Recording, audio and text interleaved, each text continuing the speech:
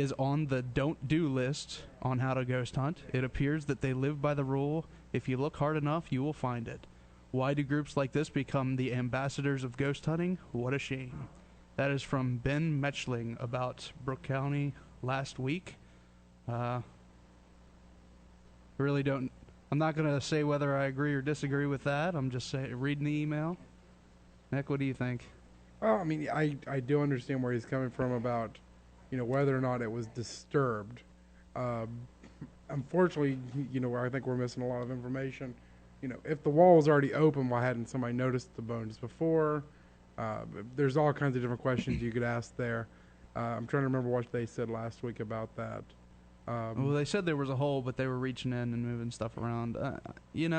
On one hand, I can see, they were digging through. On the other, why were you digging through a hole in the wall? Why would you have farm animal bones in your basement wall? That's another question. This was where they were investigating. That's why it was weird. Yeah, that's. I mean, all of those are questions that I have no idea. You have to look at all aspects of it before you can really make a decision. And like I said, that was just one of our listeners' opinions on what happened. Yeah. And we thank you. And if you have something you'd like to say, feel free to email us at whispers1600@gmail.com. Did you get that, Meg? We were just talking about emails while I was getting her on the phone. Oh, really? Yeah. Okay, our guest tonight, Miss Dr. Meg Blackburn-Losey. She is an expert on indigo children, crystalline children, star kids, telepathy. This is going to be a fun show. Mm-hmm, I think so. Miss Meg, are you with us? I am. Hi. Hi, how are you? Great. Thanks for having me on tonight. Oh, thank you for coming. No problem. My pleasure. I'm looking forward to it. Well, indigo children, I've been hearing, I'm relatively new to this whole paranormal thing, so, but that really intrigues me about, I'm not even sure really what they are and what the designations are, so just get me up to speed on that. Sure. First of all, paranormal is nothing more than outside of measurable normal. So people have a tendency to kind of curl up and move backwards when we use that term. And normal is about what's normal to us, and normal changes constantly, and that's what's happening with our children. We're moving into a fast-forward evolution of human consciousness. We have evolved since our inception. We will continue to evolve as long as we exist, Mm-hmm. And people like us, that don't mind using our intuitive nature, don't mind being open to other possibilities of different types of the paranormal, as you say, that which is different. Started using our gifts and being comfortable about what other people think is weird. And, I call us the bridge generation. And because of that, what's happened is the next generation that started to come into the world is coming in with those abilities as part of their natural selves, and that's because we paved the way. And it's really nothing more than these children are using a natural part of human nature that we have disregarded from our experiences, learning how to survive. Then we get desensitized because we're now in an information world. We don't even know how we feel or what we want, let alone, recognizing some of our intuitive nature. Our children are doing it naturally. And so people are seeing this as a phenomenon. Really and truly, it's nothing more than them being who we've been all along. Wow. So what I noticed over the years is that there are different types of these kids they have a little bit different nature, a little bit different kind of giftedness and that kind of thing. And we started really recognizing this with the indigo kids.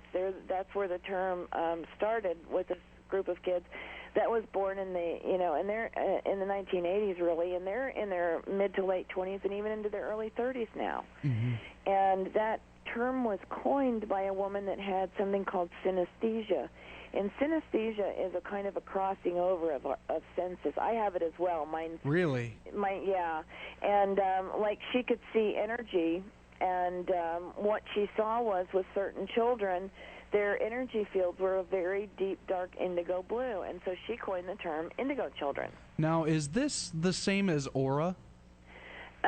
In a way, if you really could see I can literally see the energy field and different levels of it and layers and that kind of thing. Uh-huh. The aura is really a reflection of light off of the field that we have that surrounds us, that kind of holds us together. We have like a bubble of energy around us. And I'm not the only one that's seen that. You know, it's in a lot of books, too. Yeah. Okay, it's kind of like a cocoon, and that's like our translation station. That brings in the finer information and energies and translates it to this dense world. And what we experience is translated out into the universal communication network, so to speak. So the aura is actually the way the light is interacting with our field based on how we're feeling, what's going on with us. You know, our energy is constantly changing, and when it does, it changes colors, it changes tones, it changes, you know, how light the frequencies are, and all of that. And so the aura is literally, and that's why our auras change when we get our aura pictures taken with those special cameras, is just nothing more than where we are right now. So you know? Could a so-called indigo child lose that? It's a tendency. It's really about harmonics, Nick, and Jordan. each of us is a set of harmonics that is unique in all of creation. There are no two of us alike. That's why cloning doesn't work, because you can't have two of the same sets of harmonics in creation at once. One of them will have to die off. It's just part of the natural process, okay? So in those frequencies, as we experience and we learn and we become open or closed to different things, our energy fields shift and change. And, you know, I'm sure that the indigo children probably are doing that as they get older, but they're still maintaining that those deep, dark tones that they came with, because those are the kind of frequencies they carry. Uh-huh. Am I two-way out for you? Oh, no. Lenny's looking at a little bit. Now, we did have a question before the show that somebody's been asking. I know Jordan. I'm Nick. Jordan's the other guy that sounds much more harmonious, I guess. My voice is horrible. But the question was, do adopted children have a different aura? I'm not sure if because I know you said this isn't exactly an aura, but I'm not sure if that's a... Whether they're with their biological families or adopted makes no difference whatsoever. They are who they are. That does not change. Okay. Now, so situations of life doesn't change your aura as well? It can, if you know, illness changes an aura. Emotions change your aura. There's everything that affects us changes our aura in that moment. So, you know, but just because a child is adopted doesn't mean that their frequency sets change. They're born with that. They will always be that. It's like a fingerprint. Yeah, exactly. Yeah. Okay. Exactly. See, I've been told that my aura at times looks like fireworks going off because I'm so scattered that it's like all these shoots of light and everything, and I don't know. I think she is pretty dead on that one. Yeah, you know, a lot of orange are very expressive, but you don't tend to like stay focused on stuff. People that have a lot of orange are like that. I don't know. I think she said mine had a lot of black in it that day. Oh, that's not good. No, I know. I don't see that today. I think you're okay. Oh, you can tell just from talking to me? Oh, yeah, I can tell even if I don't talk to you. Really? Yeah. Jeez. All we have to do is tune in on each other, and we can see anything we need to if we know how. All right, so now how exactly does that work? You're making Lola cry. Well, Sorry, honey. yeah. I'm hugging you. So how exactly does that work? And because it would seem like something you would have to look at the person. Well, let me themselves. piggyback on that real quick, sure, Nick. Sure, go ahead. Is this a part of your synesthesia? Because that's like when you like see color and hear hear color and see sound and stuff like that. Is this something that plays off of that then? You know, the truth is I don't know. Okay. It's just something I can do. Edgar Cayce was the same way. They called him the sleeping prophet. Really? And he would literally lay down and close his eyes, and he could read a whole person. I don't need to lay down and do that. I can do it while I'm sitting up, awake, and it doesn't matter. And I really don't know whether it's relative to the synesthesia or not. I don't know a lot of people that have it. No, I don't. It's a pretty rare thing, and it's in the show Heroes. If you've ever watched that, I love that show. Love that show. Oh yeah, they just started doing Yeah. that. I'm so excited. I'm like, yeah, I know what that's like. And it's so beautiful the way they do it. If that's how it Isn't really is, if that's how that people actually really see is it. how people that see sound or see color and numbers and letters, that is how it looks. Wow, because they do a phenomenal job of it. I Yeah. just kept thinking, oh I mean, my you'd God, see how beautiful beauty that- everywhere. Yeah, That'd be Yeah. amazing. yeah. Yeah, it's true. Now, here's a question about the Indigo Kids. Okay. What characteristics do they have? Well, the Indigo Kids, now I do want to make something clear, a couple Uh-huh. of things. The Indigo Kids were some of the earlier ones and had different traits than the newer ones that are coming in. Okay, all well, what's children the are difference? not indigos. All of the children we're talking about are not indigos. Okay. But the other point that I want to make is I don't really want to label everybody's children.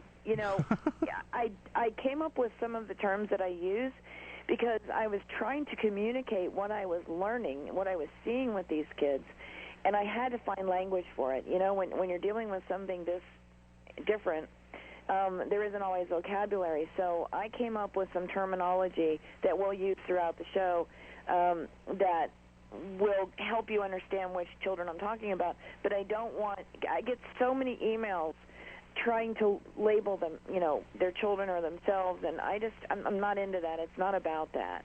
Everybody's special. Now, are you trying to say, it seems like the same thing as you start reading a chapter in a book on, in psychology of, I don't know what to call it, but like bad things, I lost my thought. That's okay. You know what I'm talking about, though. It's like you have this mental disorder, that mental disorder, and you start reading. It's like, well, that sounded like me. Yeah, next thing you know, exactly. you've got every single mental disorder in the book. Well, you know what Well, I Nick. found over time is that people really want to belong, and they feel like if they have a label, then they fit somehow. And I'm not about labeling people so they fit in a perfect little box. I'm all about being outside of the box. Gotcha. So I just, I like to make that clear when we first start talking because sometimes people having a label makes them feel bad too, and I don't want to do that. So, but yeah, the indigo traits, they are known as the paradigm breakers. They would go to school and somebody would give them the rules and they'd say, I don't think so. No way. This rule is for your convenience, not for my learning or comfort, and I'm not doing it. Mm-hmm. That's, the way the indigos were in school, and they were kind of seen as troublemakers, but they really weren't. They were just telling the truth, and people didn't know what to do with them. They're also very artful beings, very musically oriented. They love the arts. They're very good writers, musicians. That vein. They're very right-brained, as some people would say. And they're now grown up. They're mostly, for the most part, they're adults and having families of their own. And, they didn't have a lot of unusual traits, but, that started to come later with the crystalline kids and the star kids, and, in the late 90s, mid to late 90s. Now, is that going on? I'll tell you what I just told Lola, our producer. Growing up, I had when I was little, a psychic told me, that I was indigo, and I never really knew what it was, So I mean, I never asked, really. Yeah. I never got into it. Well, you didn't have to. You are who you are. Yeah. But what that did. What that really did was to create an awareness that something different is happening Mm-hmm. with humanity, and we are changing, and our children are starting to remind us who we are and what we're really about. That's what's really going on. They'll tell us we don't remember how to love each other. They'll tell us that our society is way off, that there are too many homeless people, there are too many people starving when other people aren't. And they will actually create an event around how they feel. I know of one young fellow that created a food drive at his school. There was a 10-year-old boy in France a couple of Decembers ago that he looked around his village and he said he was disgusted that so many people were homeless when so many people were so comfortable. And he staged a protest, and he pitched a red tent along the river in his village. I can't remember which village. Wow. But anyway, long story short, an entire movement called the Children of Quixote started, and by the time it was over with, children all over the country pitched literally thousands of red tents in protest of homelessness in France. Wow. It's on the internet. It's in French, and I don't know how to pronounce. I'm not going to try and make a fool of myself, but it translates to the Children of Quixote. And I think if you put that in, you'll get their website. My granddaughter's one of these kids, and she's got an aunt on the other side of the family that's dying of pancreatic cancer. She's 10, and she took on the project of making bracelets. You know, with kids, bracelets are a big deal. She calls them bracelets for a cure, and she started making them herself and selling them to benefit pancreatic cancer research. They did a show on her recently in North Carolina, and now she's running a crew of 42 students out of the library at her school with the librarian's help, and they're making these bracelets and selling them online. So, I mean, I could go on and on with stories. Wow. But that's the kind of kids we're getting in our world. Would any of us be doing that? I don't think so. You know, I was just going to, as you were bringing all this up, it seems like, and of course this is media driven, depending if they want to use the story or not, but it just seems that there are far more children that are taking a stand and That's right. publicly doing things to benefit somebody, whether it's, you know, little kids in a neighborhood deciding to do a lemonade stand because a friend of theirs is sick. Exactly. Or, you know, these kids that are really, you know, translating it into almost global efforts. There's a young man, I don't know, a year or so ago, I think, that was astounded that there were villages in Africa that had no water. Mm-hmm. And he started this whole campaign of putting in wells. And Yeah. it's, Yeah, you I know, saw turned that. into this huge global effort. And I honestly, growing up, I don't remember anybody, particularly that I went to school with or even just in the news, that would do something like that. We didn't even know how back then. No, Yeah. we didn't. We didn't. Well, look at the little boy last week. He's 10 years old. I forget his name. He's adorable. Who would not stand up for the Pledge of Allegiance in class because there is not liberty and justice for all. These are the kids that I'm writing Wow. about. Wow. He will not do it. Now, would these classify under the crystalline or the star Yes. kids? Okay. Yeah. The crystalline kids are, that's pretty much what we've been talking about the last few minutes. The Okay. crystalline kids are very, very socially heart-oriented. They will move mountains to you know, to be heard and to create action around humanitarian causes. The star kids, on the other side of that, they're all about technology and the earth. You know, they'll work on, even the little ones like to invent things, create things, and they're all about the earth and the animals and things like that. So it's a really good, I say it's a marriage made in heaven, pun intended. That when these guys get bigger, you know, they get older, we're going to have the star kids running the technologies and monitoring the earth condition, and we're going to have the crystalline kids whipping our society into something that we might recognize sooner or later. You know, they're just amazing kids. And you know, people, why would we want to ostracize children like that? You know what's happening? They're being labeled as ADD and ADHD Yeah. and bipolar and God knows what else. They're getting drugged because they don't fit in a 100-year-old curriculum's perspective at the schools, and they don't fit in our ignorant society because they don't be quiet and, you know, not seen. Right, right. So, you know, it's really, really sad, and I decided to advocate for them because it's just wrong.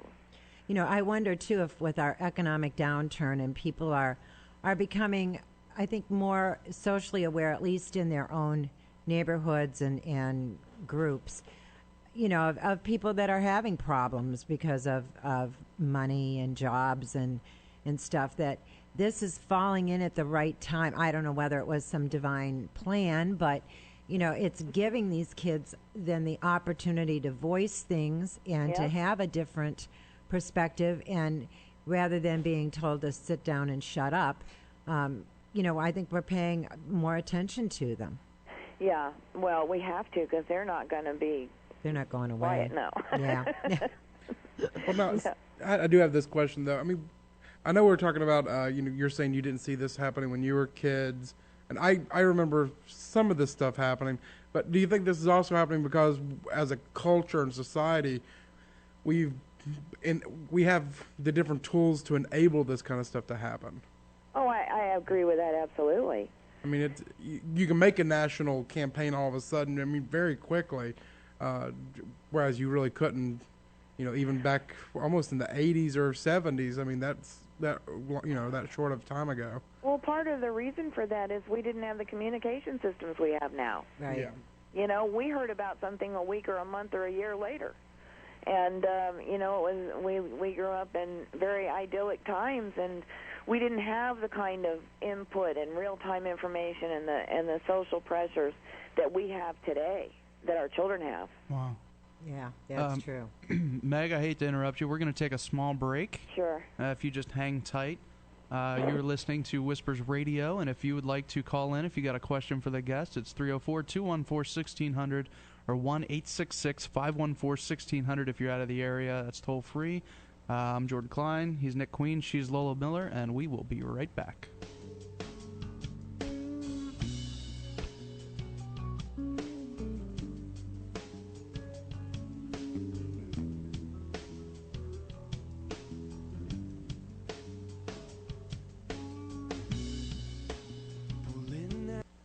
When you need a law firm, you need it now. You don't have time to sift through dozens of yellow page ads or remember all of the firms you've heard on the radio. So simply remember this. The right attorney can make a difference. And in a recent survey, the attorneys at Gold, Corey & Turak were selected as the most preferred personal injury firm in the Ohio Valley. That's why thousands of people in our Ohio Valley have put their trust in the experience and integrity of the Gold, Corey & Turak name. If you or a loved one has been seriously injured as a result of someone else's negligence, before you choose an attorney, ask your friends and neighbors about Gold, Corey & Turak. The experienced attorneys at Gold, Corey & Turak handle the full range of cases: personal injury, medical malpractice, Social Security, and many others. Experience and integrity, compassion and commitment. Learn more at their website, gkt.com, or call 845-9750. Gold, Corey & Turak. It's the only law firm name you need to remember, because the right attorney can make a difference. During the past 3 years, Wheeling Hospital has received numerous national honors. Wheeling Hospital was one of only 86 hospitals nationwide to receive the VHA Leadership Award for Excellence in Cardiac Care. The American College of Surgeons Commission on Cancer presented just 66 hospitals with its Outstanding Achievement Award for the care they provide to cancer patients. Wheeling Hospital was among them.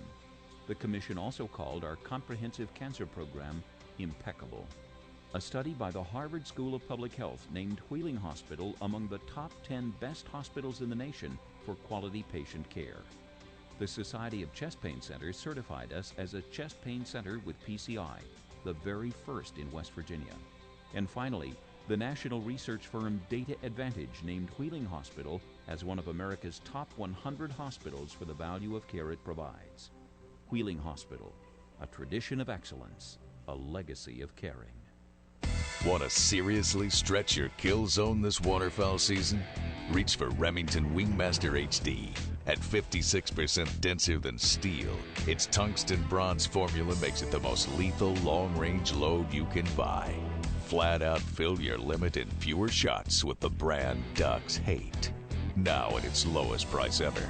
Remington Wingmaster HD. It's drop dead better. To find your nearest retailer, go to Remington.com. Stay tuned for a 1,000,000-bottle giveaway announcement. Do you have troubled skin, acne? Well, against the better judgment of our management team, we're going to prove to you once and for all that Proactive works. So if you want to try it, give us a call at 1-800-731-7139 because we're going to let 1,000,000 people try Proactive risk-free and receive our legendary refining face mask free if you call right now. You heard it. Be one of the first callers. Call 1-800-731-7139. That's 1-800-731-7139.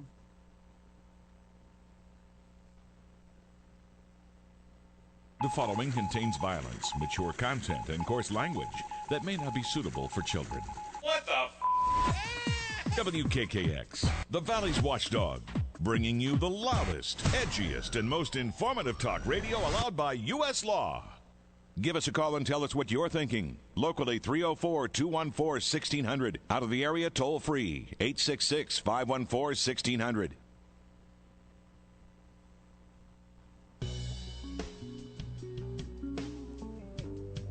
Hello, everybody, and welcome back to Whispers Radio on AM 1600 WKKX, the Valley's Watchdog, and UPRN, the UFO Paranormal Radio Network. I'm Jordan Klein.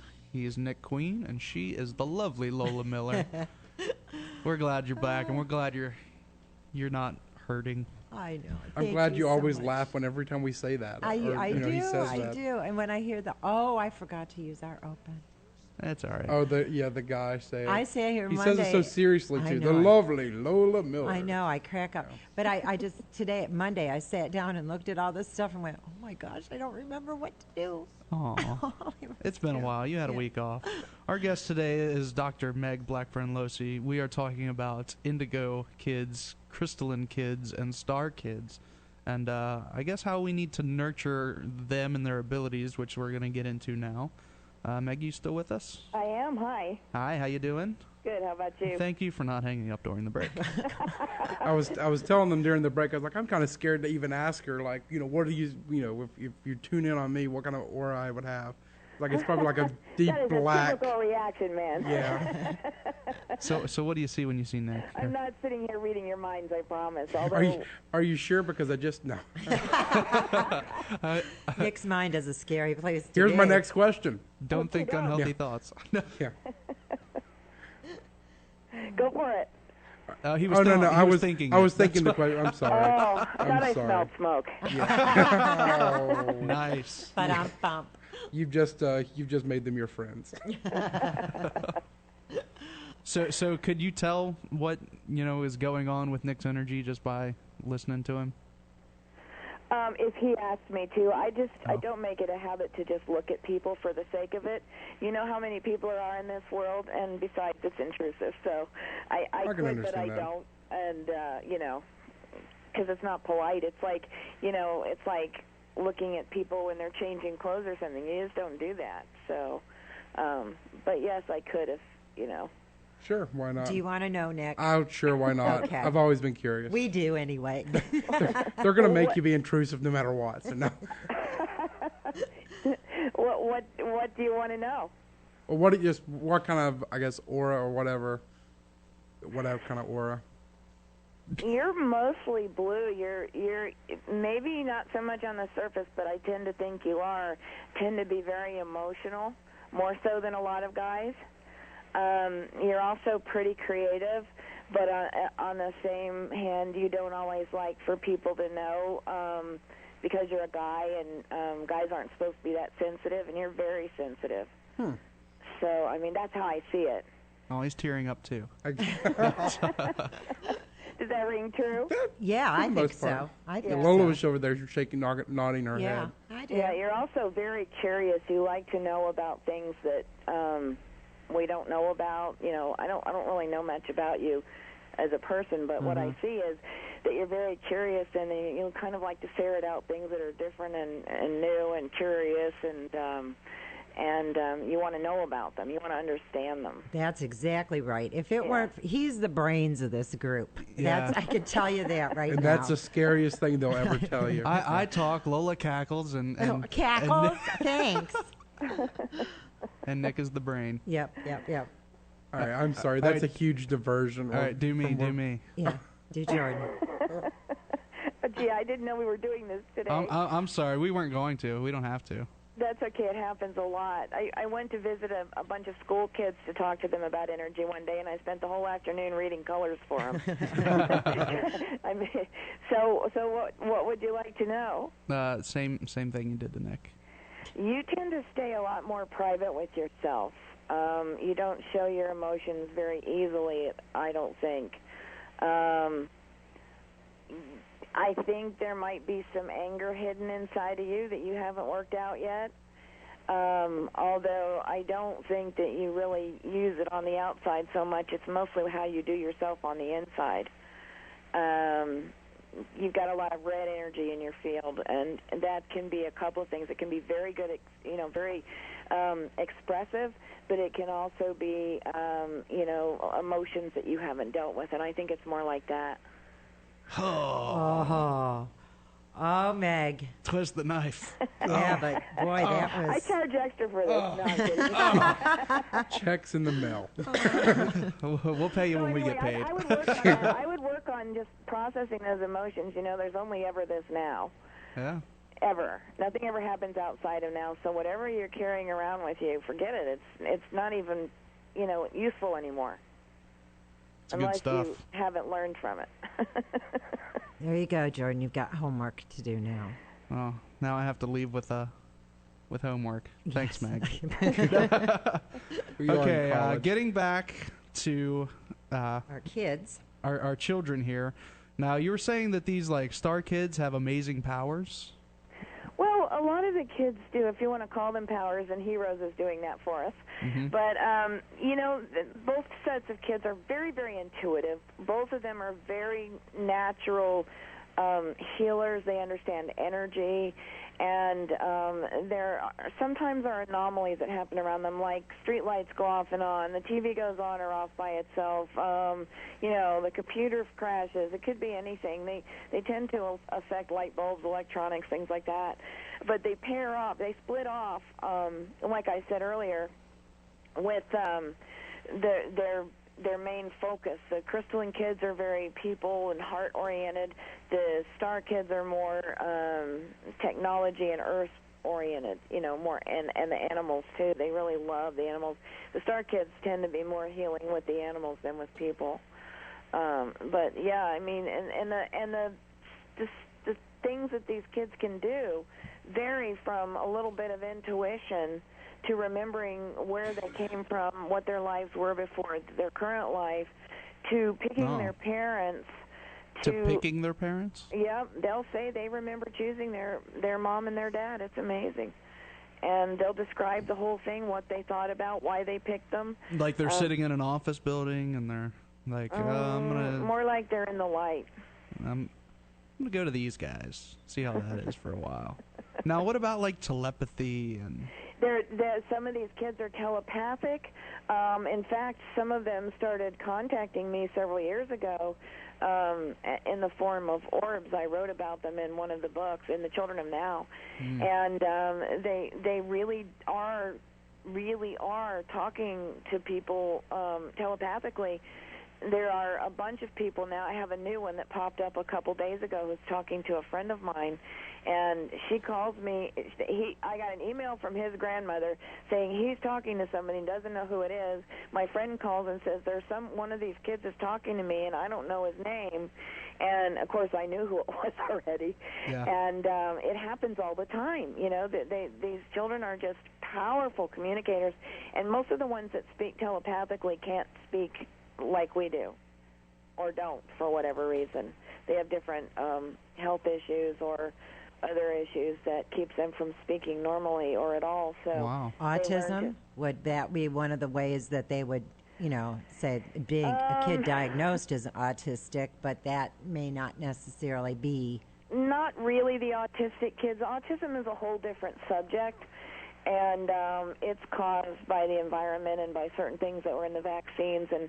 And here's the deal with that. Allopathic, modern, regular, normal kind of medicine, not alternative, does not even consider as a rule, the subtle energy field, like what we were talking about, like I can see the colors and the different things. Right.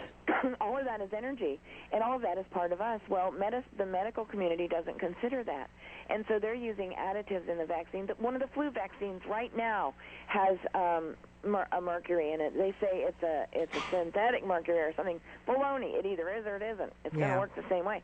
Well, those are conductive. They are conductive. They are basic elements of creation, and they conduct energy. Mercury's been studied for interstellar fuel, travel for interstellar travel, and other things. And so you put something like that in a human system that is electrical and electromagnetically driven, and it expands the field. It's like putting gas in an engine. It expands the energy field. Well, consciousness is subtle energy, and when the field is expanded, the consciousness cannot sit in where it's supposed to be firmly or fully, and so that's why you get varying levels of autism based on the original harmonics of that child. Isn't that fascinating? Yes. Wow, my brain just started getting numb. Wow. Yeah, and they don't consider it at all, and it just incenses me that energy is considered, energy alternative studies, and they call it alternative or complementary. Well, in fact, it's for real, and when you change the energy system, you change the reality and the experience of that person. Wow.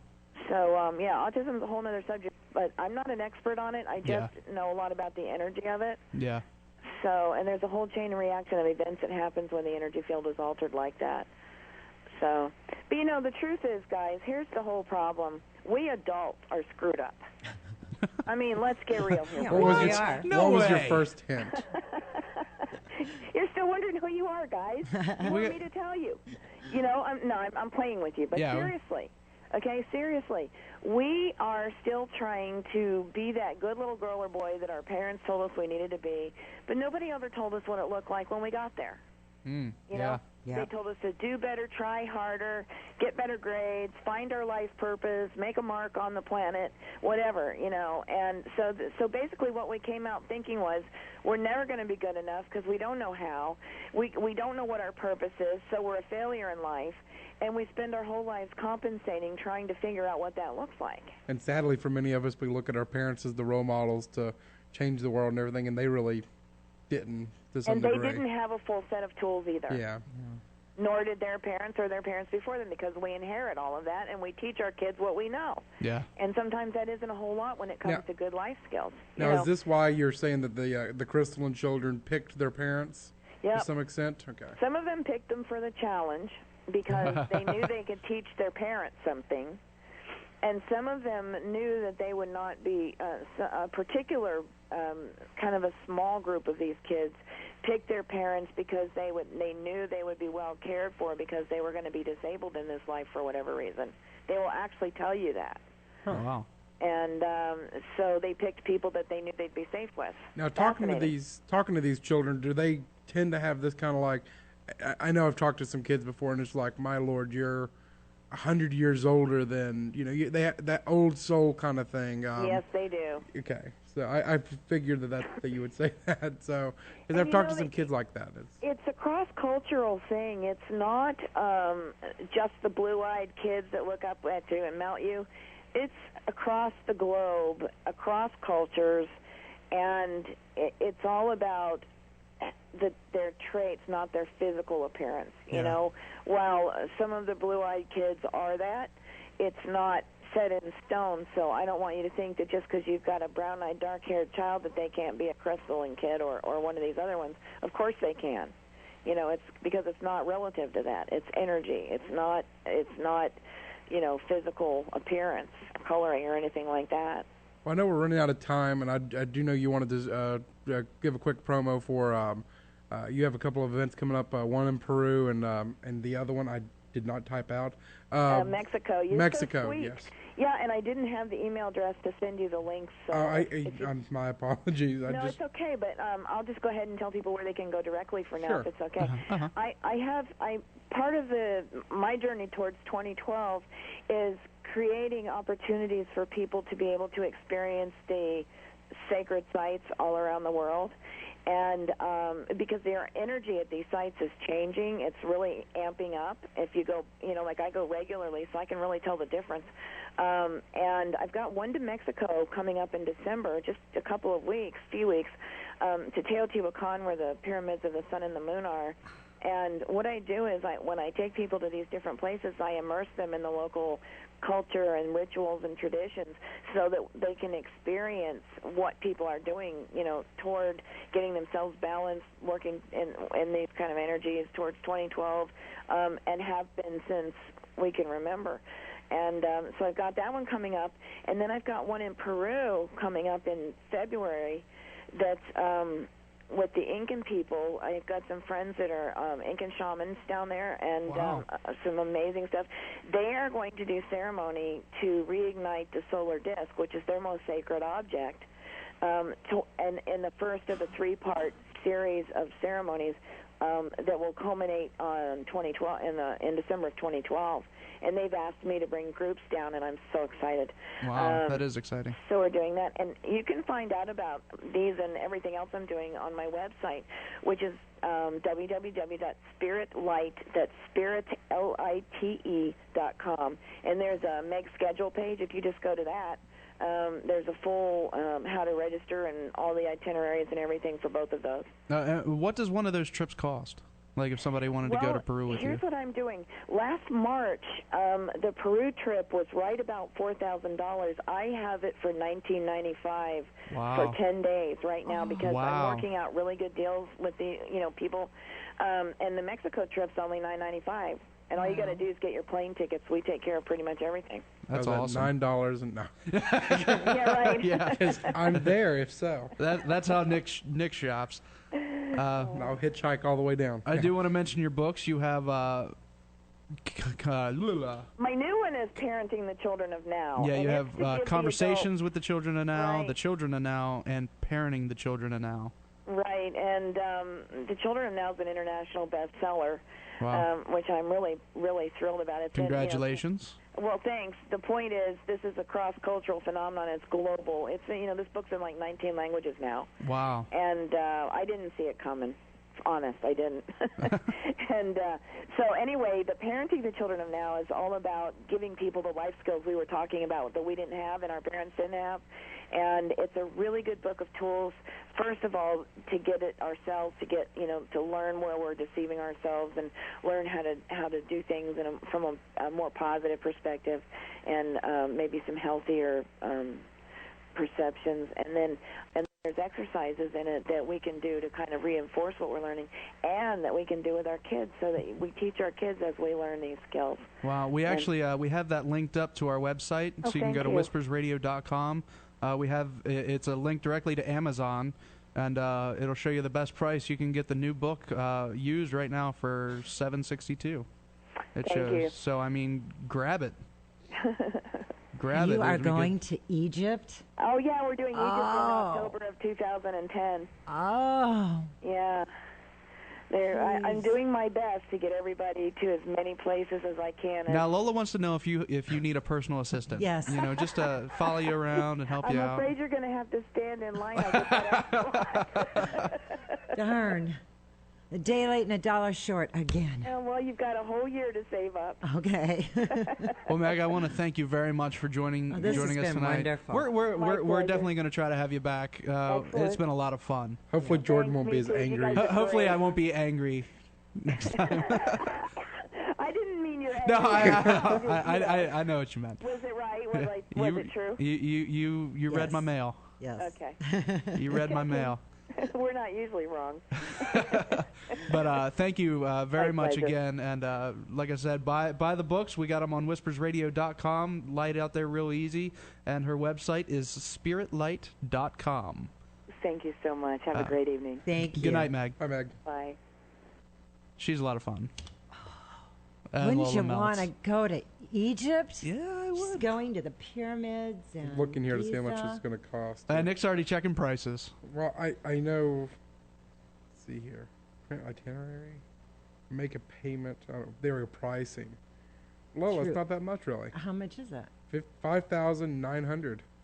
Chump but change. you're looking at 15 days. Yeah. Really? I mean, 15 days in Egypt. That's pretty cool. It says through the ancient mystery schools, initiation places, temples, and pyramids. Wow. Private time at the Pyramid at Giza. Private time. Yes. Wow. Oh my. That's crazy. That'd be a lot of fun. I know. We got to take a break. Yes, we got to go to the news. We'll be right back. You're listening to Whispers Radio on AM 1600 WKKX, the Valley's Watchdog, and UPRN, the UFO Paranormal Radio Network.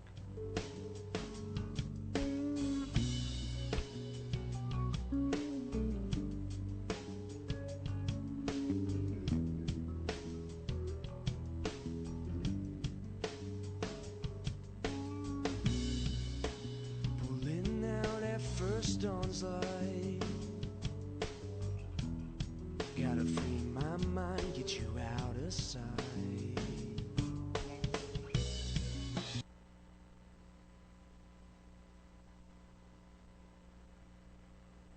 Now it's time for Whispers, your number one source for all things paranormal, with your hosts Jordan Klein and Nick Queen, and produced by the lovely Lola Miller. Whispers is brought to you by West Virginia Penitentiary Tours at the West Virginia State Penitentiary in Moundsville. Unforgettable, historical, educational.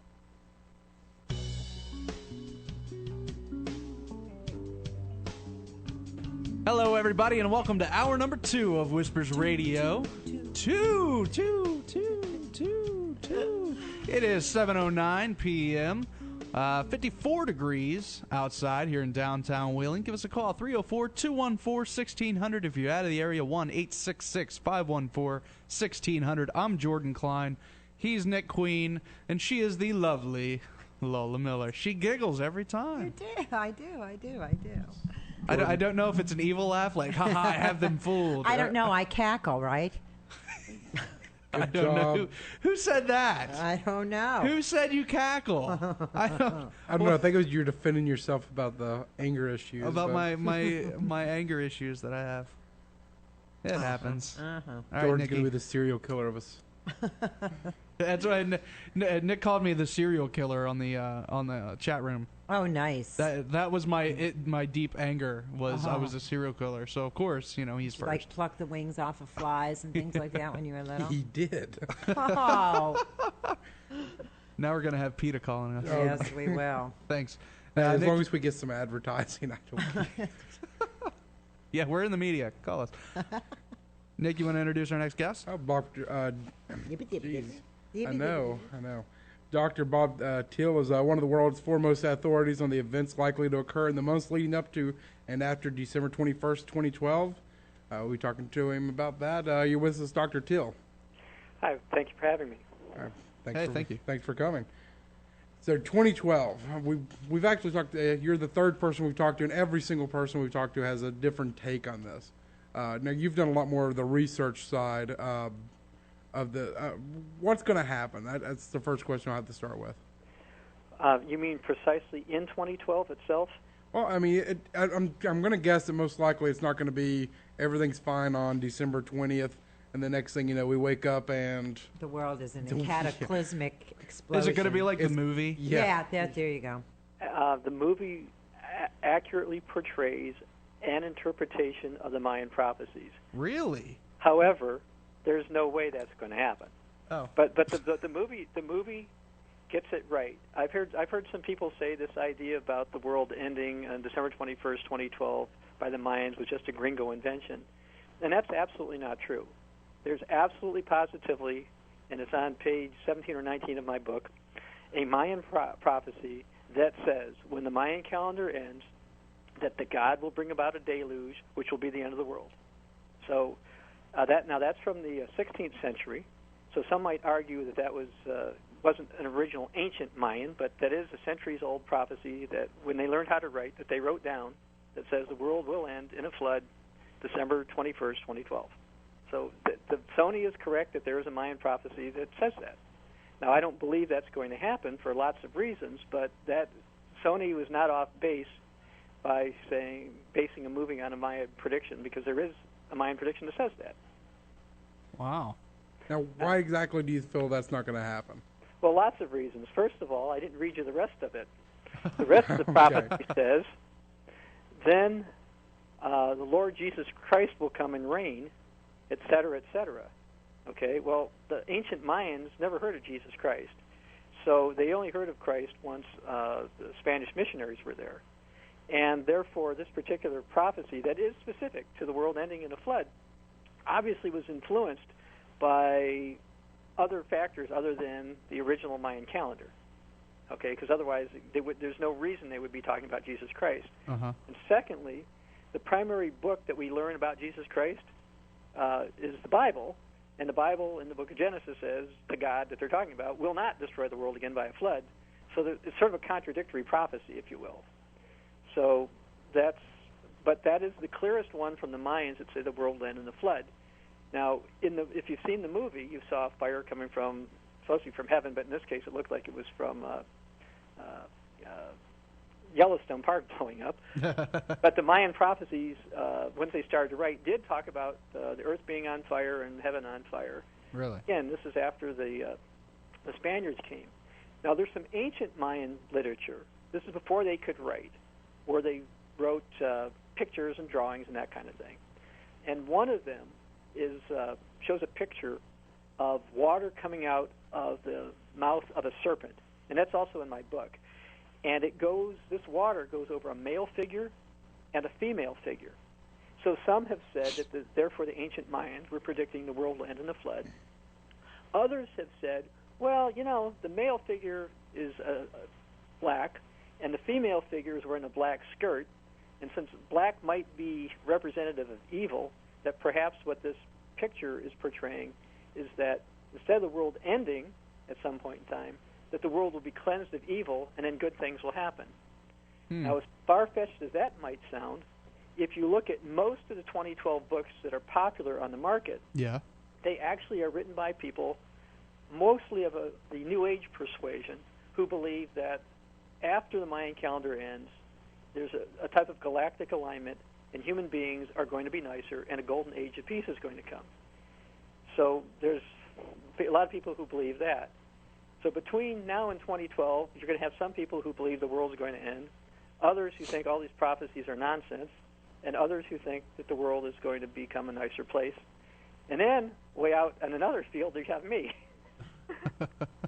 Okay. Now, which field are you in? I'm hopefully the accurate one. Okay, and let me explain that. Okay. I absolutely positively do not believe the world will end on December 21st, 2012.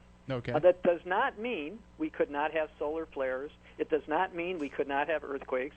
It doesn't mean that 2012 itself will be necessarily a calm year. It may be a chaotic year, but there's absolutely no way I believe that the world can possibly end in a flood on December 21st, 2012. Now, when it doesn't end in a flood, I'll go on a limb here and make a prediction. On December 22nd, 2012, the following 2 or 3 things are going to happen.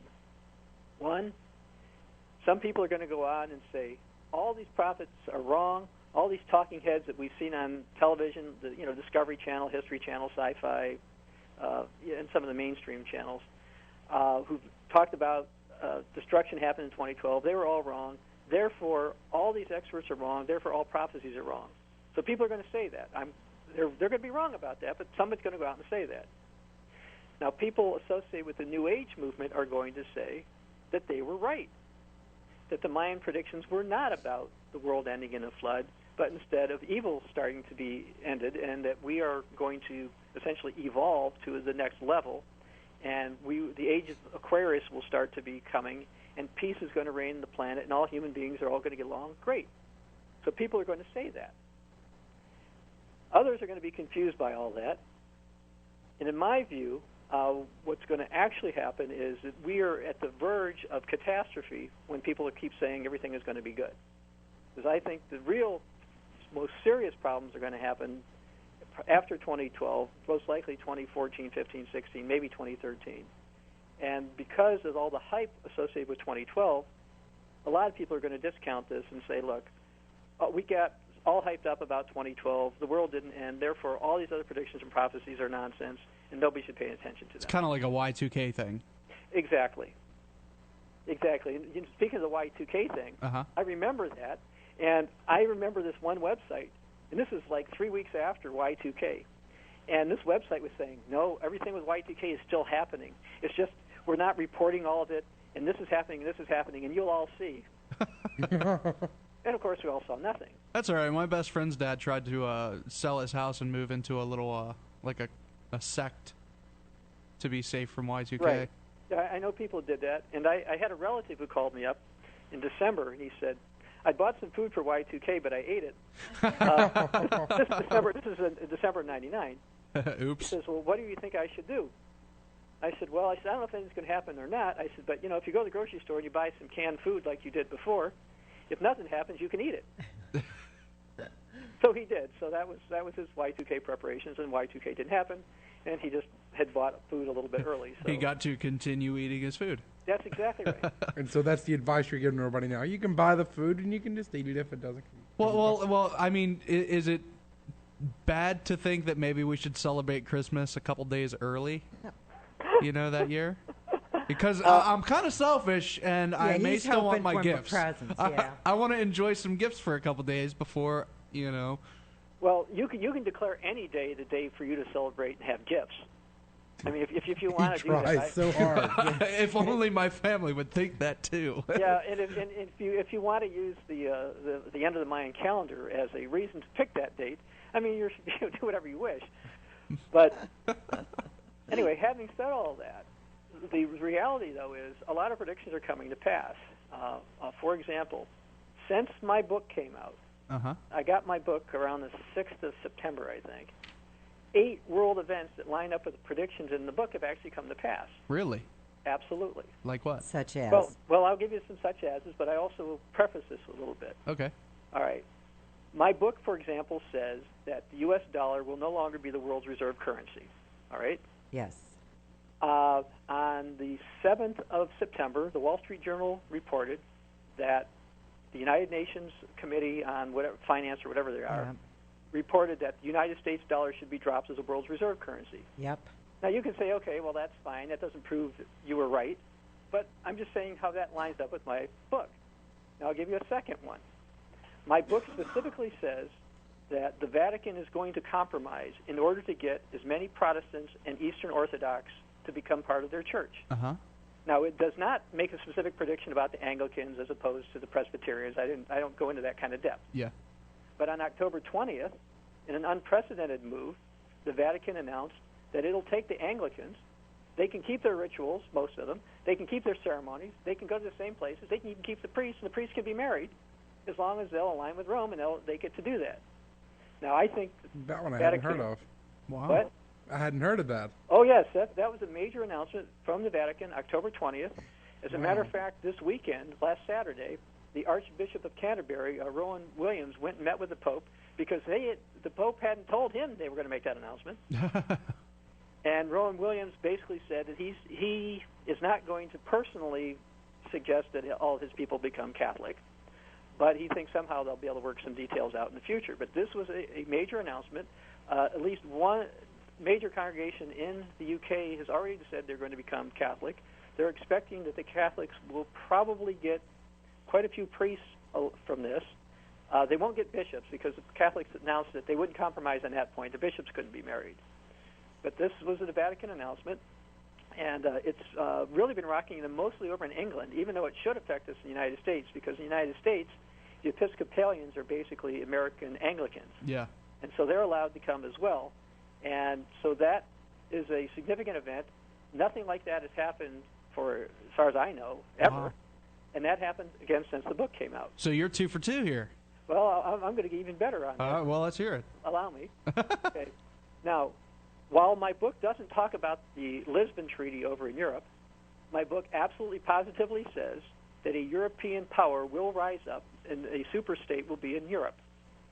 Now, when I wrote the book, there was something called the Lisbon Treaty that most of the countries in the European Union had signed on to. But the Irish had voted against it. Well, after my book came out, they had the Irish vote on it again. And this time, the Irish apparently voted the way the European Union wanted, and so they did it. Yep.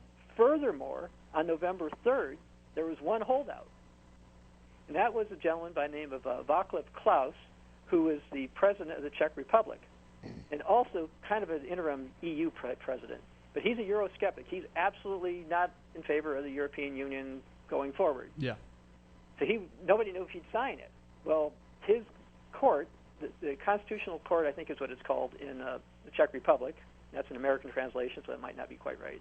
Ruled that he had to sign it, basically, or there was no reason he couldn't sign it, so they made him sign it. And I saw him on BBC News that night, and he said, when he signed it, he says, "I have just signed away the sovereignty of the Czech Republic." So a new government in Europe goes into effect December 1st, which is, next Tuesday, I guess. Wow. Yeah.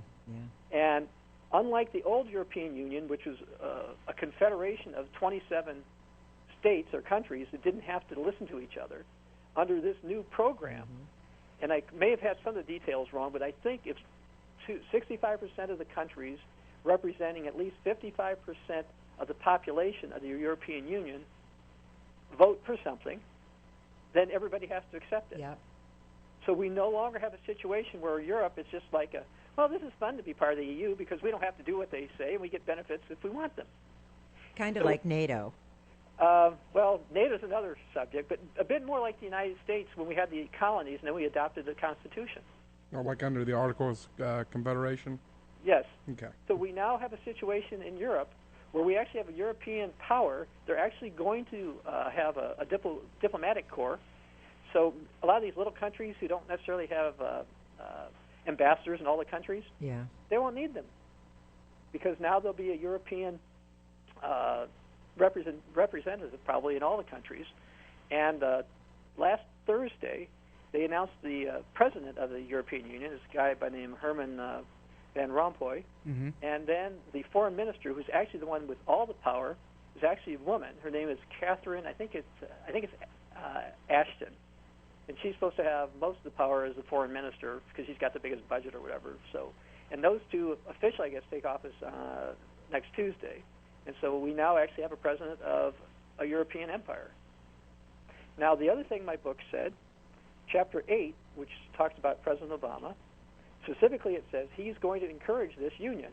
And in October, it was reported that he worked behind the scenes to try to get people in the Czech Republic to support it. And as soon as the president of the Czech Republic signed it, he went out and said that he thought this is great, that we'll now have a stronger Europe, and he's in favor of having a strong Europe. And my book said he would be. So let's see, that's 4. A fifth one was, my book says, because the dollar is eventually going to collapse, countries are going to decide, in order to accept a paper currency, that they're going to need significant backing in things, perhaps including gold. The first part of this month, the nation of India bought 200 metric tons of gold because they're afraid that the dollar is going to decline. Wall Street traders announced that gold is starting to become a world reserve currency. And, of course, gold's hit record highs a few times in the last week or two or whatever. So that's that. I mean, if you want, I can go on. More things have happened. Hey, let's. Okay, I'll give you a couple more. Yeah, I mean, it's like, wow, you're like a modern-day Nostradamus. Well, no, I'm not. But I've done different, seriously. Yeah. All I have done is I've looked at world events and I've looked at prophecies. And my book has hundreds of prophecies in it. I've been selective about which ones and try to interpret them in the light of what's going on. Now, I'll give you another one. My book says that, well, I reported something from the General Accounting Office. It came out in May of 2009. Okay. The General Accounting Office says the American GPS system is likely to fail, and because we have all kinds of technical problems and we don't have enough replacement satellites in the loop, and this is going to affect the defense of our country. Okay? When that happened, a U.S. Air Force spokesman, I think it's a lieutenant colonel, said that we have no problem. This is not true. It's not the case. But my book, and I think it's on page 85 of my book specifically says, here's what's going to happen. The United States system is going to start to fail. The Europeans have a system called Galileo that's going to go online in 2013, which will be the European GPS, if you will. It's independent of the American one. The only people, by the way, who have GPS systems are major military powers: the United States, China, Russia. And the Europeans specifically built and funded Galileo for military applications.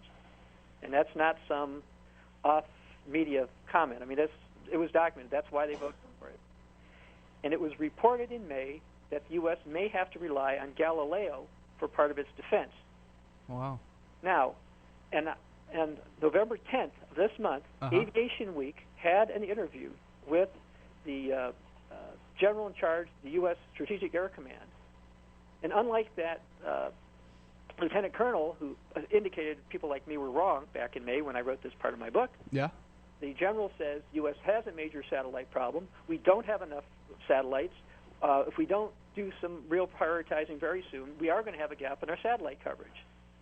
Now, my book specifically says that we probably will have this type of gap, and instead of totally filling it, we will rely on the Europeans to fill in some of the gap, and that's a mistake, because this will mean that they can interfere with our ability to target back at potential enemies, including if they launch an attack against us. Wow. God. You're scaring Lola. I'm not really trying to. Well, I guess my point is, when people talk about these prophecies, and I've heard all these people on all these television shows and stuff, and it's like, okay, people, you've got all kinds of opinions. How about some facts to back up what you've actually said? Yeah. And that's where I've found that they've been kind of lacking. Now, my book, for example, in Chapter 5 and Chapter 8, specifically teaches that there's going to be a peace deal in the Middle East that the Europeans are going to be involved in. Now, you can call this one a lucky guess, but it was reported on November 5th that there's a deal involving the United States, the European Union, and Russia in the Middle East that Mrs. Clinton wanted to keep secret. And then the following week, the president of France, Sarkozy, went over to the Middle East again to try to arrange some type of a peace deal. Now, they haven't made the peace deal yet. Okay, so I'm not saying that I predicted a peace deal and it's happened. Yeah. What I am saying is the book says, based on various prophecies, that there will be a peace deal. It will involve Europe, and it will come to pass. And since the book came out, from two different sources, it's been reported that some type of peace deal, such as what I've talked about in the book, is under consideration. Okay, what is the name of the book? The book is called 2012 and the Rise of the Secret Sect. All right. We actually have that linked up to our website. Yes, I went to your website and saw that. Thank you very much. That's Not very a good. problem. Well, Yeah, it's something I definitely want to read. We need to go to a break. I do want to throw this out there for you because you know it's going to have to be asked. How is this tying into 2012, which a lot of people consider not necessarily a political catastrophe? Lord knows they can make it, make it worse, but more of like a natural catastrophe or a disaster. And when we get back, I'd like to get you to answer that. Oh, certainly. So, all right, we're going to be right back on Whispers Radio. You're listening to AM 1600 WKKX, the Valley's Watchdog. I'm Jordan Klein. He's Nick Queen. She's Lola Miller, and we'll be right back.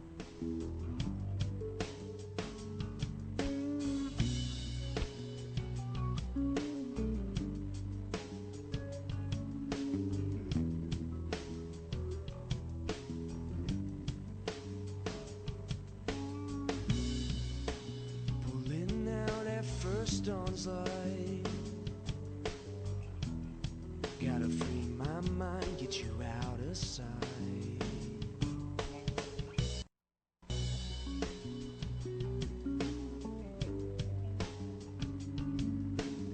Welcome back to Whispers Radio here on AM 1600 WKKX, the Valley's Watchdog, and UPRN, the UFO Paranormal Radio Network. It is 7:34 p.m., 53 degrees, around about. I know it was around that when we started, so I'm not even checking anymore. Well, it's cold in here. I checked the temperature about 2 hours ago. I thought, geez, it feels really chilly in here. 65. Oh, no. I'm just recovering from pneumonia. Literally. What are you trying to do? Freeze me out? it says it's 50 outside now. Well, I'm not going to say that it's our fault, but Steve was in here before us. Give us a call, 304-214-1600. If you're out of the area, 1-866-514-1600. That is toll-free. Our guest today, Mr. Bob Thiel, we are talking about 2012, all the stuff that's going on, that's going to go on, and some of the prophecies that he's made in his book that are coming true. Bob, you still with us? Oh, certainly. I know that big lead in. It's like, oh, do I talk now? Sorry He about tries that. to do it all in one breath, too. He's going to one day pass out. You should see me. I have incredible lungs. All right, so before the break, I asked you, how does this tie into 2012? 2012, a lot of people think of as, earthquakes, volcanoes. Yeah, natural disasters. Not saying that our government can't probably cause most of this stuff by some of the stuff we do, but we're world governments. But how is these political maneuvers going into 2012?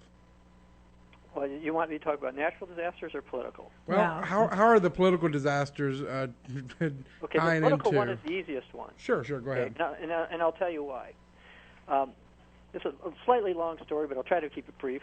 I was in Guatemala, doing some research, and I was I read a prophecy. Now, this actually came from the Bible, but I had read it before, but because I hadn't read it in Spanish, and my Spanish isn't that good, I slowed down when I read it, and then I read it in English, and here's what it says. It's written by a guy named Habakkuk, and people have a Bible can look Habakkuk chapter 2 is where it is. And he says, there's this vision. He says it's for the appointed time. He says it's going to take a long time before it happens, but in the end it's going to happen, okay? And then it says, woe to him who loads up pledges unto himself. Will not your creditors rise up against you suddenly, and you become their plunder? And I said, now who could he be talking about? He's talking about the time of the end. He's certainly not talking about one person, getting into a lot of debt and going bankrupt. I mean, that's not it. Creditors wouldn't rise up and plunder a person. I said, well, he's got to be talking about some country that's in debt. And, well, since that time, I immediately thought the United States. Yeah. But with the Bush administration, we accelerated the rate of debt, and the Obama administration seems to have considered that was just the tip of the iceberg because they've accelerated even further. At some point in time, this debt acceleration is going to result in creditors saying they've had enough, and they will rise up. And not only will our money not be worth anything, I think they will come over here and they'll take whatever they want from this country. Well, we've already mortgaged. We've already mortgaged our national parks and things like that are being held as collateral. We've literally mortgaged land here. Well, we've also lost political power. For example, the Chinese have nearly $2 trillion worth of our stuff. Yep. And we were, the United States Navy was in some international territory, I don't know, 6 months ago or whatever it was, and the Chinese started to shoot at them with kind of type of boats. And we complained, and they said, yes, so what? Yeah, I know. You shouldn't be here. Wasn't it around Taiwan? It may have been. I don't remember the precise location, but wherever we were, the Chinese, and I think it probably was where it was, the Chinese have said, you don't need to be here. And if the Chinese want, they can make us do just about anything. Yep. Because what president is going to allow, and the Chinese call this the nuclear option, not to blow us up, but just to cash out. Yeah. If the Chinese cash out, you'll say, yeah, but they'll lose $2 trillion. So what? They're not doing anything with that money except they use it for power. Okay? It's not like they take that $2 trillion and they're giving it to all their citizens. Okay? Yeah. They're not. They've got $2 trillion just for fun or to buy up assets or whatever. Yeah. But they actually have real power now over this country. They can tell us to do something, and there's very few presidents are going to stand up against them if the Chinese really would dump $1 trillion in U.S. bonds in a day. I mean, or in a week or whatever it would take them to do. So from a political perspective, we are definitely getting ourselves in a riskier situation. And I'm not a Republican or a Democrat, so I'm not picking on one party or the other. Both have got us into debt. The policies that I've seen come out of Washington, D.C. this year, and economics is one of the many things I've studied, I don't see how that will absolutely fix anything in terms of reducing this debt and this deficit. And whether you're, for example, for or against a health care initiative. My wife was reading about it this weekend and said, but I thought the government's out of money. How can we spend this much more? Okay? All these things are lining up. Now, I believe the crescendo will be after 2012, but even between now and then, we're going to have some rocky and shaky times because the political reality is, because of this debt, the United States is going to spend less money on its own defense. The United States is going to encourage the Europeans to shoulder more of their defense. Matter of fact, I read 2 articles about that yesterday in the news. And when we do, we're going to find that we've helped create a monster that we never should have let out of the bag. And those are some of the political realities. The other political reality is that the Europeans like having power. Everybody likes to have political power. And the biggest entity in a way is the United States. And the more debt we get into, and the more we spread our military throughout the world, we're going to see less and less spending on military defense applications, while the Europeans have embarked on some very unique projects that are going to help them. I mentioned Galileo before, and I'll give you another one. I was going through things that have happened since my book came out. One of them is my book specifically says that the Large Hadron Collider, now you may have seen that if you saw the Angels and Demons movie. It was in there. Yeah. Okay, that's out of France and Geneva, Switzerland. Right. This is a particle accelerator. It's a $10 billion project so far. It's the world's largest physics project. And I've never heard of a physics project that's been done on this kind of a scale that did not result in some type of military applications being developed. They don't do anything unless it has military applications involved. That's the only way that anybody can get funding for anything. Yeah, that's what I was about to say. It's all about funding. Well, who is it? Who promised they're going to save me when that particle thing blows up? Stephen Hawking. Stephen Hawking. Yeah, he promised he would save me. Well, I have a seat on his plane. Okay. Well, I'm not saying that particle thing is going to blow up, but I do suspect it will develop technologies, military technologies that could be used against this country. Now, when I wrote the book, by the way, the particle accelerator didn't work. They've tried it a couple times. It crashed. Yeah. Right? Yeah. They fired it up Friday, and it worked. Oh, it's back up now? Yes. Okay. And they're going to do another experiment today, actually. And so I haven't. So maybe that experiment didn't work, but they were supposed to do one today. And it's going to be fully operational December 21st, 2012. No, it's supposed to be more. They are testing it right now, and they're going to try to make it operational in January. Really? And I believe that it will help the Europeans develop some unique technologies that we will not have, that I believe at some point in time will be used against us. And when my book came out, that accelerator didn't work. And it's now working. And even if it fails today or tomorrow, I think they will get it fixed, and they will develop technology. The amount of knowledge in the scientific world has shifted from the United States being the primary supplier to Europe now, because that's the project to become part of. And the Europeans are now getting more on the cutting edge of technology than we are in this country. And I think this is also something from a political perspective that's going to hurt this country. Let's get into some more prophecies that are a little further out. Sure. I know one of them you mentioned, some stuff I was looking through, that the U.S. is going to be attacked in 2013. Oh, that was slightly misworded. Not until it was supposed to say after 2012. After 2012, okay. Yes, okay. after 2012. It could be 2013, but I think that's too soon. But probably between 2014 to 2017 time frame. Now, where does this mentioned at? In my book? No, I mean, where are you getting that prophecy from? Sure. Oh, okay. Several different sources. The three primary sources are biblical prophecy, Catholic prophecy, and Byzantine prophecy. Most people are not familiar, for example, with Catholic prophecy. So if I could take a moment, I'll try to summarize some of them.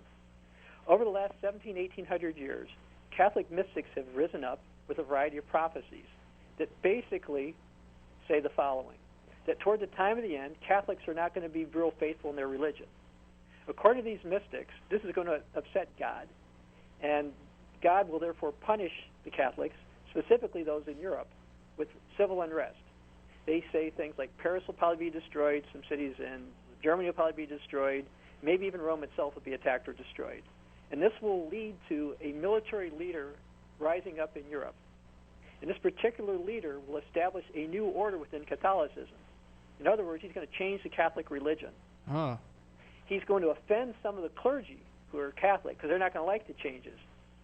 But a pope, and in my opinion, an anti-pope, will say he's the guy, and this particular leader, who Catholic prophecies call the Great Monarch, according to their mystics, and this one was from about the year 500, he's supposed to destroy the English-speaking peoples. That's in their prophecies. He's going to destroy the English-speaking peoples. Now, there was not a country called England when some of these prophecies are written, so I've interpreted them, and others have interpreted them to mean English-speaking peoples, including the U.S. Bible prophecy, for example, in the book of Daniel, talks about a leader rising up who comes up with kind of his own religion, too. This is Daniel chapter 11. And it says that this leader, this is Daniel 11, verse 39, goes up against the strongest fortresses and then divides the land for gain. Well, as far as I know, the strongest fortresses in the world belong to the United States. Now, if the prophecy is not supposed to come to pass this century, then okay, I'm totally wrong. But if it is to come to pass this century, nobody fits the strongest fortresses better than the United States, because we have the strongest military power on the planet currently. So that's a couple for the United States. Then there's another couple of them. There's a Kenyan prophecy. It's about 100 years old. It comes from the same tribe that Barack Obama's father was. And this particular prophecy says, when there's a son of Kenyan in charge, this will lead to the destruction of the United States. So that's from a Kenyan prophecy. Byzantine prophecies, that would be Greek Orthodox prophecies, pretty much mirror the Catholic prophecies. So there's 4 sources off the top of my head. I could probably come up with a few others if you're interested. But these all line up with prophesied destruction of the United States. And what I'm trying to say is world events are showing that a European power is forming, that the Europeans are starting to get technology, that the United States dollar is becoming less and less the world's reserve currency. And despite the fact that the Europeans don't get along very well, they will likely get together. And from a biblical perspective, just to let you know, the prophecies are that they're like iron and clay. It says they don't mix well together. Yeah. Okay, so that certainly seems to fit the European Union. I go to Europe a couple times a year. Yeah. And I think it fits them very well. Now I got a 2-part question. Sure. Actually, 2 separate parts, 2 separate questions, but I'm going to say them both right now, and you can answer them at your leisure. One is a question from the chat room that's asking if you think that 2012 is going to be kind of like an inside job. And the second, with the European countries, I'm pretty much saying, it's not going to be like England and Ireland. It's not going to be the UK, but like Russia and Germany and, these powerhouses, are they going to, maybe infuse some kind of Cold War again or something along that nature? Okay, all right. Let's see how I can address this. Okay, the first one, as far as 2012 being an inside job, I'm not totally sure what you mean by that. I do know that there are various predictions, even from American scientists from NASA, that we could have solar flares or something along that line. But that wouldn't be something that anybody could engineer. Economic crises could be engineered, however. And how can I put this? I've lived on the planet long enough that I don't trust that the government couldn't do anything along that line. So I'm not saying that they couldn't do some kind of disruptions, but I think if they were foolish enough to, for example, use some kind of nuclear bombs in order to make earthquakes, I think people would figure that out. Maybe there's a way to do that I don't know how to do, but I don't think they would do that. I'm not saying they couldn't do that, but I wouldn't think they would do it. Now, as far as Russia and Europe and all that kind of stuff, this is kind of interesting. There's an old adage that the enemy of your enemy is your friend. Yeah.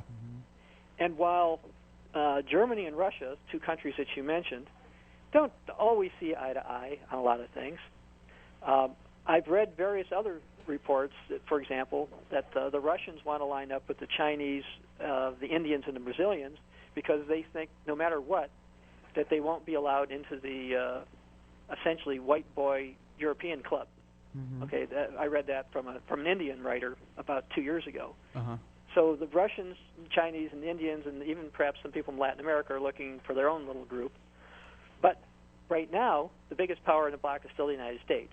So I would not doubt that the Germans and the Russians may not cooperate somehow.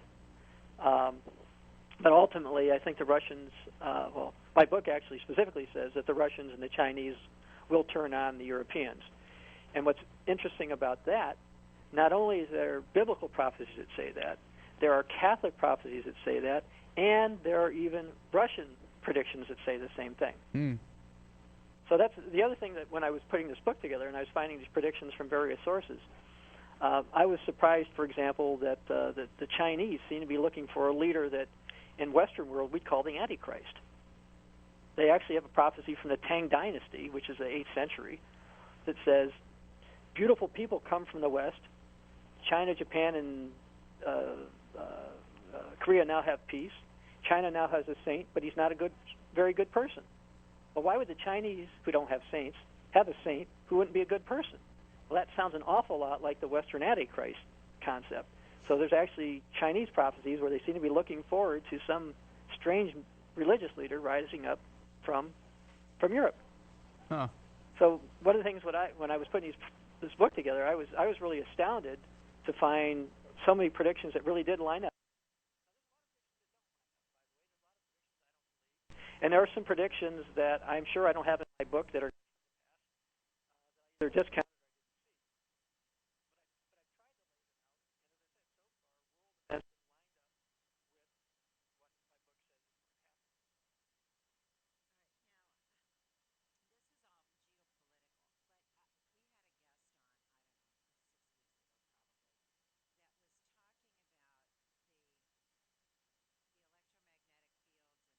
Solar flares and all this kind of stuff, and how it would be very possible to have solar flares are getting stronger and more frequent than they were in the past, and that it's creating havoc around say volcanoes and places like that in the earth where there's a lot of bare mineral close to the top of the earth.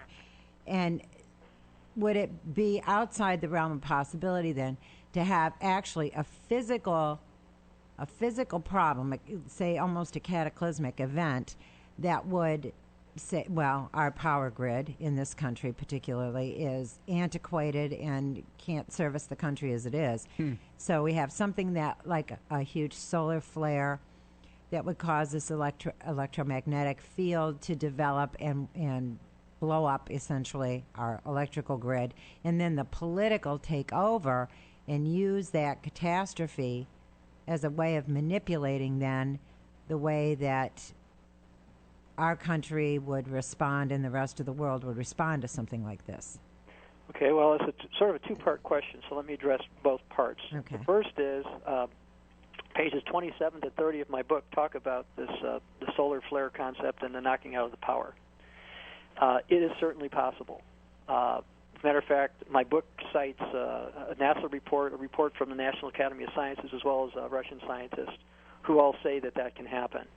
Now, in my book, I actually cite one that says it should happen the 22nd of September 2012, but that the date, I don't think anybody can be that specific on the date. I mean, it's possible it could happen December 21st. It's possible it could happen in 2012. But one problem I've had as a scientist when I read these is that I've seen predictions that look like from 2010, if you will, up to perhaps 2018. But so do you think it's going to be like a lot of different situations or events? Well, I believe some kind of heat from the sun is going to happen. I just don't know what year that's going to be. Okay. I do believe we will end up with some type of solar flares, but I don't know precisely what year. I know on some of these shows I've seen all these talking heads go and say, well, all these prophecies align, and they all align for December 21st, 2012. I'm not convinced of that, okay? But I do believe that we will have some type of solar flares, but I don't know what year. Now, as far as if we have some, let's say we had one in 2011 that was sort of significant. Is it possible the government will do something? Certainly. I mean, we're talking about a government who says don't let a good crisis go to waste. Yeah. I mean, and I didn't make that up. No, I know. And at first, when I first heard that, I thought somebody was just making that up, that our politicians didn't really say that. And then I heard 2 or 3 of them say it. And it's like, you've got to be kidding. So sure, if there's solar flares or something that knocks out part of the power grid, things are going to happen. Like, I travel a lot. Since 9/11, I'm treated like a terrorist, especially if our youngest child is disabled. I'm treated like terrorists when I go through airports and stuff. Wow. And I think that's insane. They always take our baby aside because I guess they think he's a bomb or something. He's a sweet little boy. and at one time, they took everything out of his diaper bag. I actually had to taste 9 jars of baby food. Oh, you're kidding. No, because we had 18 hours from when we were going to get from Europe to our house because we had to connect in. I'd have probably ate the baby food then. Yeah. I had to taste every single one of them.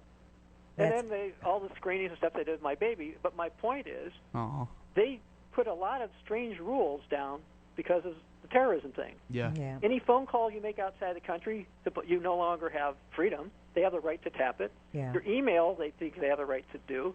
And I grew up during Watergate, and I thought wiretapping and stuff like that wasn't supposed to be done in this country. I think that's what opened my eyes to the fact that everybody and his brother does it. Yeah, so